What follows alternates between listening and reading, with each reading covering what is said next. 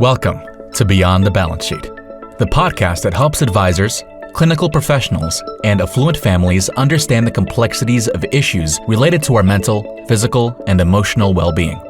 Our co-hosts, Arden O'Connor and Diana Clark, will interview a series of guests on a range of topics, providing informative content and practical tools for professionals and families to consider.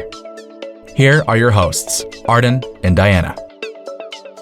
Hi, and welcome to an episode of Beyond the Balance Sheet podcast. I'm really excited about today's guest, Paul Edelman, who has his PhD in psychology from Harvard University, and he uses his expertise to navigate generational transition in leadership, ownership, wealth. He facilitates planning, problem-solving, decision-making, and, moreover, conflict resolution. He has created structures and processes to guide individuals, businesses, and families in their growth and in their philanthropy. So welcome. Thank you very much, Diana. I'm looking forward to our conversation. Great. So let's start with the very beginning. Let's talk about the process of decision-making. Yes. So the clients that I work with tend to be people who are effective in their day-to-day lives. They're usually pretty good at making decisions and solving the problems of their daily life. One of the things that makes them good in decision-making is that they tend to use models to help them in this process. The thing about using decision-making models is that oftentimes when we use them implicitly. That is to say, we might not even realize that we're using a model to make our decision. The other thing that happens is that we use them inconsistently. That is to say, we don't always use a model. In general, decision-making tends to be more effective when we use appropriate models. So one thing that can be done to improve decision-making is to help people to be aware of when they're using models and to try to help them or encourage them to use models more often. Can you give me an example of a model that either works or doesn't work? I am now culling my experiences of decision-making, thinking, what model did I use? And it is so implicit that I do not know. So give us an example. Yes. Sure, and I can tell you a story as well. Perfect. So a common model is the so-called model of a zero-sum game. So this is the notion that one person's loss is another person's gain. And it's common in negotiations that people approach things this way. It's not at all ideal, but it's certainly common. An alternative model might be a model of collaborative decision-making. So in a simple model of collaborative decision-making might have 3 steps. You might say something like, step 1, describe the situation. Step 2, decide what the various parties involved want. What does each party want and what do they not want? What is it they're trying to avoid and what is it they're trying to accomplish? And then finally, having gotten that information out on the table, the next step is, okay, so let's talk about it. How can we work out a solution that gets us each as much of what we want as possible? So the classic story that's told about this situation, different people tell it differently, is the one about the orange. So imagine, for example, a wealthy family, and there are 2 teenage daughters and a mother. The mother comes into the kitchen to find her 2 teenage daughters fighting over an orange. And she's had a bit of a bad day, or maybe the day before she attended a seminar where someone was talking about the challenges that wealthy families face, and they told the oft-told story of the shirt sleeves to shirt sleeves parable, and they cited some now perhaps debunked statistics about the relatively small percentage of families of wealth that make it to the 3rd generation. So she's primed to be a little bit anxious here and not necessarily at her best. She walks into the situation, the 2 daughters are fighting over the orange, and she says, would you 2 girls please stop fighting over that orange. You don't recognize how privileged you are. You're being greedy. And if you don't stop fighting, I'm going to ground you. Well, you could imagine the impact that approach has on her relationship with each of her daughters and on the daughters' relationship with each other. Now, imagine a different scenario. Suppose she comes in and she's feeling better about herself. She's feeling a little calmer. And at some level, she's got in mind a model of collaborative decision-making like the one we just reviewed. She walks in and she says, the model says, assess the situation. So she says, okay, what's happening here, girls? They say, whoa, we're fighting over an orange. We both want this orange. And she says, okay, I get it. Now, step 2, she's thinking at some level. So tell me, what is it you each want with this orange? Or if you had the orange, what would you do with it? Well, one daughter says, well, I'm trying to make orange juice. The other daughter says, I'm trying to bake a cake, and the recipe calls for the zest of one orange. So at that point, the mother says, okay, let's talk about this. Girls, what thoughts do you have about how you can resolve this problem in a way where that's good for both of you? So, the end of this the happy ending to this story is that they say, okay, well, you can have the inside and make your juice, and I'll take the outside for my cake recipe. So if you think about the impact that this approach has on the relationship between the mother and each of her daughters, on their relationship to each other, and even more on their collective feelings of self-confidence about their ability to solve problems and make good decisions in the future, you see a huge contrast.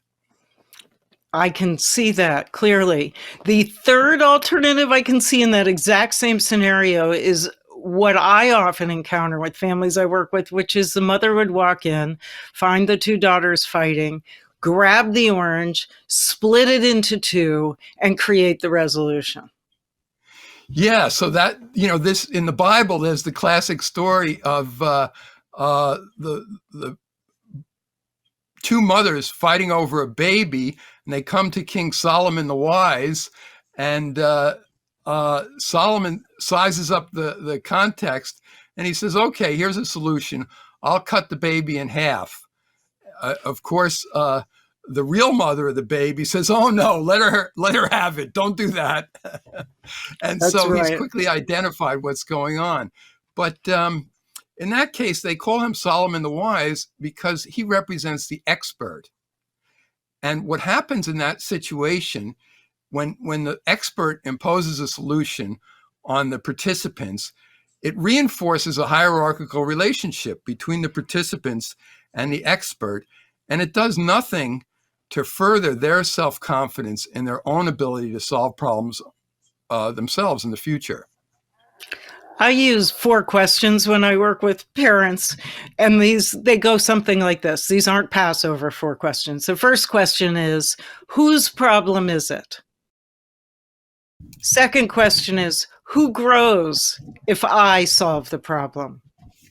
The third question is, what do they gain if I stay out of it? And the fourth is, what will they gain if they resolve it? Yes. Well, so that is, it sounds like an explicit model. Right. Because you were able to articulate it to me.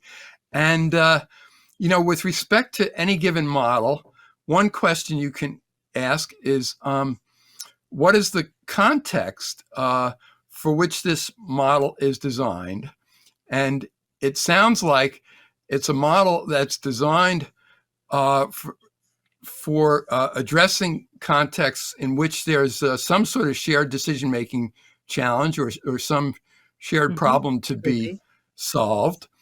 And then the next thing in analyzing a model, from my point of view, is to ask, what are the desired outcomes that this particular model is suited to helping to accomplish, Or on the flip side, what are the sort of undesired outcomes that this model will help you to avoid? And in the description you just gave, it sounds like this is a model that's suited to advancing the desired outcome of helping people to feel more confident about their ability to solve problems and avoiding creating dependency, avoiding stepping in and solving a problem for people when that would be counterproductive. At the same time, there may be situations where a third party's intervention is useful, helpful, and so this model might help you to discern when those situations exist. That makes complete sense. So there isn't one model that works in all scenarios. It would depend in part, I would gather, on the goals sought, correct? Yeah, exactly. So I have a four part kind of meta model that I use in designing models and also in assessing the appropriateness of fit of one, someone else's model, for example, or some model that I might be considering applying, irrespective of who came up with it. But the 4 steps are: 1, analyze the situation or the context, figure out what you're dealing with. 2, ask yourself, what is it you're trying to accomplish or avoid? And then 3, ask yourself, what are the implications of that for action? And in this case, the action is the choice of the model. So using, I call this the co-impact model. So the CO is for context. The C is for context. The O is for outcomes. The IMP is for implications, and the ACT comes from action. But in any case, using thinking those 4 steps, using this model is helpful for evaluating other models or creating models and deciding when best to use them. That's great. That is great. So co-impact model, right? Yes. Is that what you call it? Good. I got it. So I struggled for a long time to come up with a catchy name. A cute name for it. Yeah, that's one of the dilemmas all model builders face. It's exactly right. To have it describe what you're doing and actually be catchy, memorable. That's a skill in and of itself.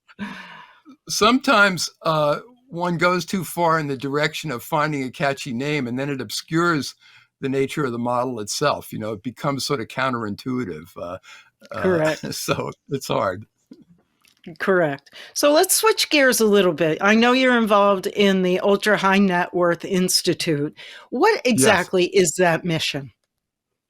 So the mission of the Ultra High Net Worth Institute is to serve as a kind of think tank for advancing the field of practice in relation to meeting the needs of ultra high net worth families. So the Institute is comprised of practitioners from a variety of relevant disciplines. So that includes wealth managers, it includes multifamily offices, it includes law firms and accounting firms or investment management firms, and also coaches and psychologists who work with these families. There's also a number of families of wealth who belong as well. Typically, these might be single-family offices, for example, who would send a representative to the Institute to both contribute to the conversation and the learning, and also to take back what they learned from kind of the state-of-the-art of thought and practice in the field. Any real surprises for you? What have you learned that has surprised you? Yeah. Oh, gosh. Well, the Institute just published a white paper that was written by 4 members of the Institute, including Dennis Jaffe and Stacy Allred, who I'm most familiar with. The other 2 names are escaping me for the moment. So, Danielle Trimarchi, and one other person to whom I extend my apologies. But this paper takes a fresh look at advising families who are going through transitions in leadership of the family business or the family enterprise. And one of the findings that I found most significant, most useful in the paper was the notion that there's often a lot of attention paid to the readiness of the so-called rising generation to assume positions of leadership and responsibility in the course of one of these transitions. So sometimes they're asked to complete behavioral or psychological assessments, and they're asked to demonstrate certain kinds of skills and experience and so forth. And there's often a presumption that they're not quite ready yet, which begs the question of, what would be a sign that they were ready to take on the next level of leadership, and what would it take to prepare them for that? But the authors point out that in focusing the attention on the rising generation, what's often missed is the needs of the elder generation in making this transition, which is a very significant life transition for them. And so they point out that there's an emotional side to kind of giving up the reins and transitioning into the unknown world of what comes after working in the family business, and that the elder generation can benefit from support just as much as the rising generation can. And so it's a kind of plea or suggestion to advisors to pay more attention to those needs of the elder generation and be sure to do what's possible to assist them in the transition, as well as simply focusing on the rising generation. So that's a good example, I think, of the kind of cutting edge thinking that the Ultra High Net Worth Institute formed in order to create and share. I mean, that makes intuitive sense to me, that each generation would need a different kind of support, but each needed the support, right? Yes, for life yes. transitions. Yes. Yeah. So you do coach and facilitate and practice with families of ultra high net worth. What are some of the challenges that you've experienced? Do you feel compelled all the time to be brilliant when you're working with these groups? Well, this is you could call it the coach's dilemma, because when we're brilliant, that is to say, when we, let's say, offer advice and someone takes our advice, we experience a transient sense of euphoria. And if you think about other things that are associated with transient euphoria, the challenge is that the euphoria fades, but it's such a positive experience that we're motivated to want to repeat it. And the more often we have that experience, the more we want to repeat it. And to some degree, the bigger dose we want. So this is true of all humans, including coaches and mentors as well. I have been thinking about the distinction between what makes a mentor and a coach in preparation for another podcast. And the mentor, think of the word mental or mind. The mentor, in a sense, is sharing the benefits of what's in their mind. So they share their experiences, their thoughts, they give advice. A coach, on the other hand, is trained, and this is not true of all coaches, because there are no requirements to become a coach, to hang up a shingle and say, I'm a coach. There is, however, a certification body, or more than one body, but perhaps the best known is the International Coach Federation, which certifies coaches and has certain ethical and standards as well as standards of practice. In the ICF training that you have to take and in the exam you have to pass, it's required that you demonstrate a kind of awareness of the tendency to want to give advice, and that you have enough self-control to avoid giving that advice. That is to say, to avoid trying to appear brilliant. And instead, you focus on helping the other person, the person being coached, or the persons in the case of group, family, or team coaching, to use their minds more effectively. So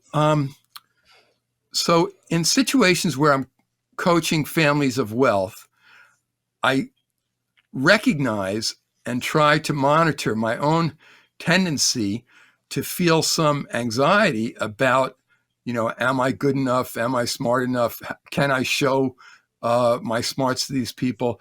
And to say, okay, I recognize that I feel that way, but I've been trained not to act on that feeling. Instead, I'm going to do something. I'm going to keep in mind, what are my goals here? And what can I do to be effective in accomplishing those goals so as to help the family or the individuals involved be effective in accomplishing their goals? So what that means in practice is I'll catch myself, and instead of saying something brilliant, I'll say, or trying to say something brilliant, I will instead say, okay, what's the problem that they're trying to solve here? What are the outcomes that they want? And what are the obstacles? What stands in the way of them accomplishing that? There are two things that most commonly stand in the way of families accomplishing their goals. One is unpleasant feelings. It's in the nature of humans that whenever we feel anxious, afraid, jealous, resentful, you name the unpleasant feeling, that it has a disruptive effect on our ability to think clearly. One way that trained coaches recognize the presence of the disruptive effect of these feelings is when somebody says, I'm stuck. I don't know what to do. Please tell me what to do. That is a kind of invitation that trained coaches recognize as being a sign of this sort of disruption. And what we have to do is avoid the temptation to tell other people what to do, and instead ask ourselves, why are these otherwise smart, capable people feeling stuck and unable to think as clearly as they normally are in this particular situation? And what can I do to restore their capacity to think clearly? I like the ultimate goal, restoring somebody else's capacity to think clearly, right? Yes. Yes. To regulate their nervous system so they're actually accessing the very wisdom they possess, not us. Yes. Yeah, exactly. When I'm training other coaches, I teach them to imagine that there's something that looks like a heart monitor above the head of the person they're talking to. And there's kind of a baseline level on the monitor. And what they're looking for is dips in the level of thinking capacity or mental performance. When they notice a dip, the question is, what's the pattern and when do you see a break in pattern? When they see that dip or break in the pattern, they have to say to themselves, what happened immediately before that that's the most likely cause of that dip? And then what can I do to restore the person to where they were before that happened? What are some of the signs of a dip when you're talking to somebody, coaching somebody? What are some of those signs? Yeah, so we cannot literally see into somebody's head. The thing that is easiest for us to observe is their speech. This is one of the things that differentiates humans from other animals. But speech provides a window into what's happening in the mind. So when people speak, speech has a certain quality that I refer to as the level of differentiation. Speech can be more or less differentiated. I'll give you an example. Suppose a friend goes to the movies and we say to them, tell me, what do you think of that movie? And they say, it was interesting. That is an undifferentiated response. It doesn't really tell us very much. It invites us to ask what I call a differentiating question. So if we really want to know what our friend thought of the movie, we might say, oh, interesting. In what way? That question invites them to think a little deeper about this thing that for some reason they were having trouble thinking about. And we could generate some hypotheses about what that might have been. Yeah, so if a friend of mine says that the movie was interesting, the first hypothesis that I would entertain is that there was something about either the movie or the situation, the context in which I'm asking that question, that is disrupting the friend or motivating them not to give more detail.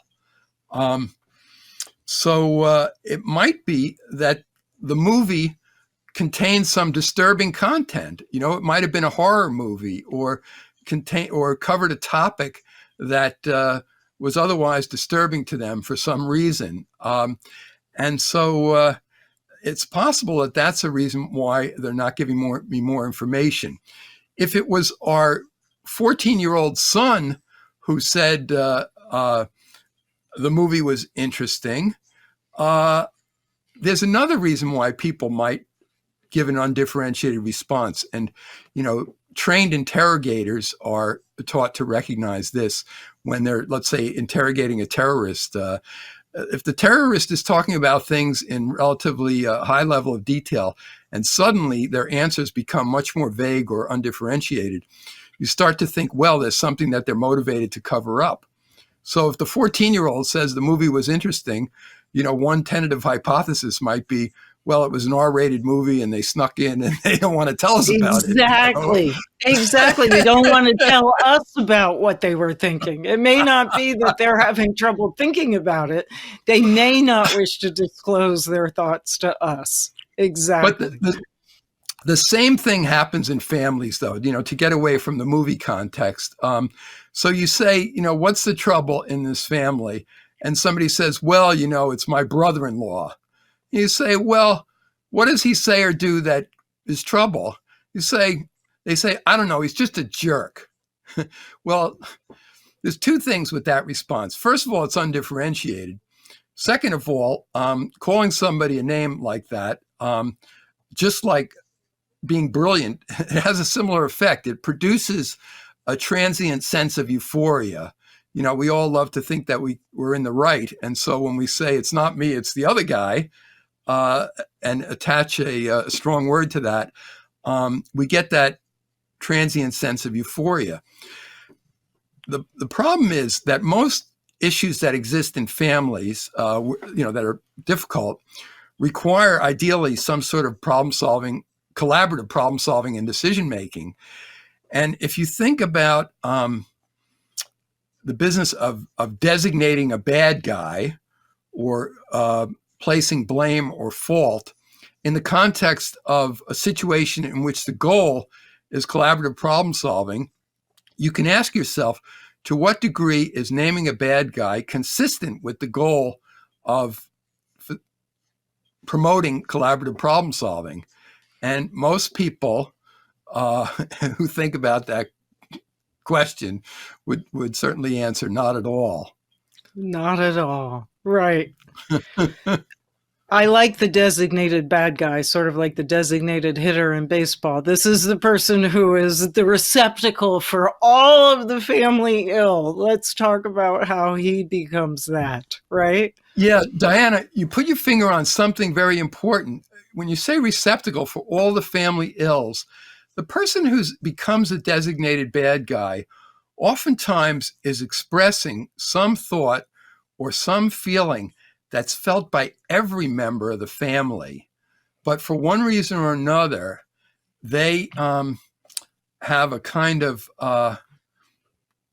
greater tendency to give voice to it or to express it in some way. And that, in turn, can make them a target. The hammer of truth, just hammer being operative, because sometimes people are not necessarily gifted at revealing the unhealthy behavior they see in a family, and the way they express it actually puts a target on their back.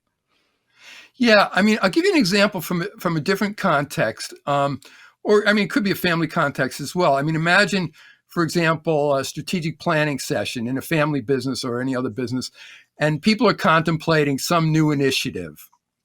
Now, every new initiative has both the potential for gain and some associated risk. And at some level, everyone in the family or in the management team is thinking about both sides of that question, the gain side and the risk side. But one person may give voice to the risk. They may say, if we do this, something bad could happen. What commonly happens in many situations is that person becomes the known as the naysayer. They say, oh, you're Mr. Negativity. Why do you always bring out the negative? In fact, bringing out the negative is one important contribution to the process of effective decision making. But when it's localized in one person, it's often the case that people see that in terms of their personality or their character. They say, oh, you're negative. But rather than viewing it as a function, which is one component of effective problem solving and decision making, to explore the positive and the negative is at a minimum part of what you want to do.